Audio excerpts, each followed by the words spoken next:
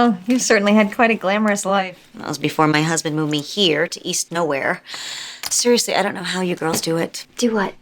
Get out of bed in the morning. I've only lived here a month and I want to put a gun to my head. You know what I mean?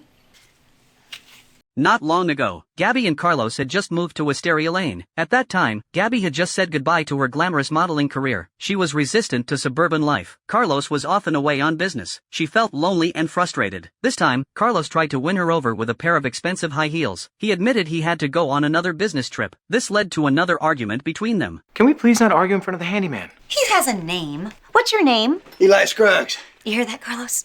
You brought me to a place where people are named Eli Scruggs. Fine. I'll give up my job. And everything that comes with it. Not the Jimmy Choos. They're the only friends I've got. Thought so. I'm going to pack.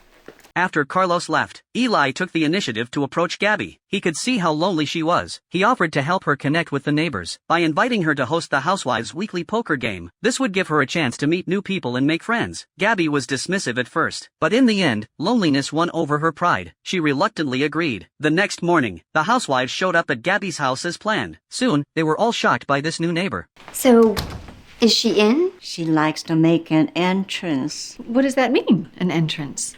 Hello there. Welcome to my home. Oh, that's what it means. At the poker table, Gabby spent the entire time bragging about her extravagant lifestyle as a model, attending top fashion parties. Her words were filled with disdain for life on Wisteria Lane. What do you do for a good time? Well, we watch the kids play soccer. And then there's church, of course. Church. Oh, you're serious? Look, I know it's quiet here, but I think you'll find there's a real charm to Fairview. No, it's cute. It's cute, I get that.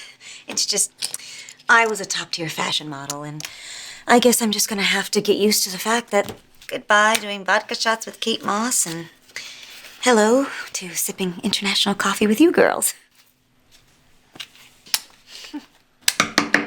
A few days later, Eli came over to work at Gabby's house again. Gabby eagerly asked him what the housewives thought of her. Eli didn't sugarcoat it. He bluntly told her the truth. You know, I went out on a limb to get you into that game. And then you go in there acting like you're better than they are. Oh, my clothes said that, not me. Well, did you ask them anything about their lives? Gabby, however, said she found those topics boring. Oh, you know it's going to be really boring. You, sitting here alone in this big house without any friends. If I were you, I'd drop the attitude. Learn to like your neighbors. I just wanted to tell you guys, I know I made a horrible first impression. What I should have said was, my husband's never home. I'm lonely all the time, and I could really use some friends. After hearing her apology, Bree was the first to smile and speak up. Now that's how you make an entrance.